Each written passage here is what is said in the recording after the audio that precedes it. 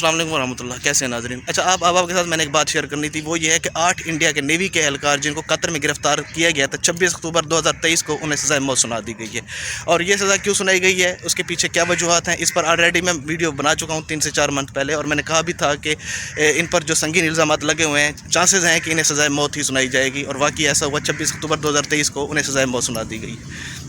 सुबह में जब मैं BBC उर्दू पढ़ रहा था तो इंडिया वहाँ पर वाविला ये कर रहा है कि हमें पता ही नहीं है कि इन्होंने किया क्या है, इनके कसूर क्या है, इन पर इल्ज़ामात क्या हैं। हालांकि एज ए स्टूडेंट मैं इस पर 3 से 4 मंथ पहले वीडियो बना चुका हूँ कि उन पर क्या क्या इल्ज़ामात हैं, और वो इल्ज़ामात जब अप्रूव हो गए हैं तो उन्हें सज़ा भी सुना दी गई है। अच्छा, ये जो 8 एहलकार हैं ये कौन है? इनमें तकरीबन 3 जो है ना कमांडर्स हैं जिनका ताल्लुक इंडियन नेवी से है, और 4 जो है कैप्टन हैं, और 1 सेलर था जिनको गिरफ़्तार किया गया दोहा से। अब उन्हें सज़ा सुना दी गई है। तो ये काम करते थे एक कतर में एक कंपनी थी, प्राइवेट कंपनी, जिसमें ये लोग काम करते थे और जासूसी कर रहे थे इज़राइल के लिए। अब जब कतर को ये बात पता चली तो उन्होंने दोहा में इस कंपनी में मौजूद 8 इंडियन नेवी के एहलकारों को गिरफ़्तार कर लिया।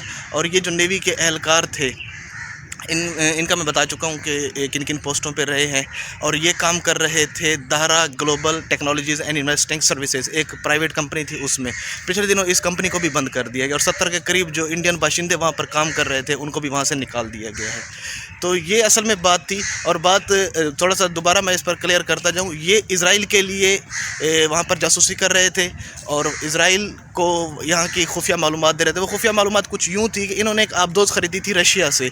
वो आबदोज़ ऐसी है कि उस रेडार से भी डिटेक्ट नहीं किया जा सकता। तो इंडियन आर्मी के ये जो एहलकार हैं, ये जासूसी करके ये तमाम मालूमात इज़राइल को शेयर करने वाले थे। जो ही कतर की इंतज़ामिया को ये बात पता चली तो उन्होंने फ़ौरन से इनको गिरफ़्तार किया और उनका ट्रायल जारी रहा। और 4 से 5 मंथ बाद अब उन्हें सज़ाए मौत सुना दी गई है। ये थोड़ी सी इन्फॉर्मेशन थी तो मैंने आपके साथ शेयर कर दी है।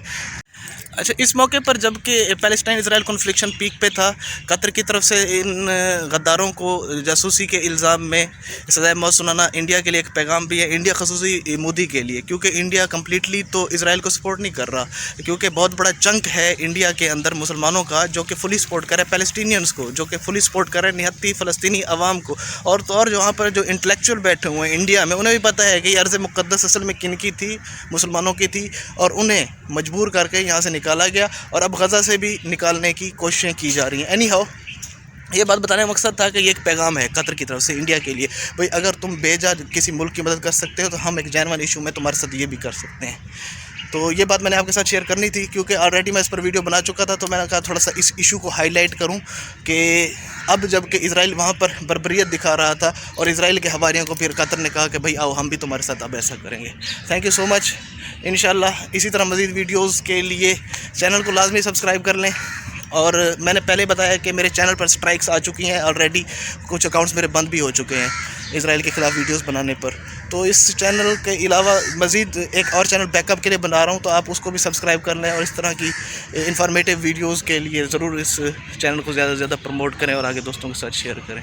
Thank you so much.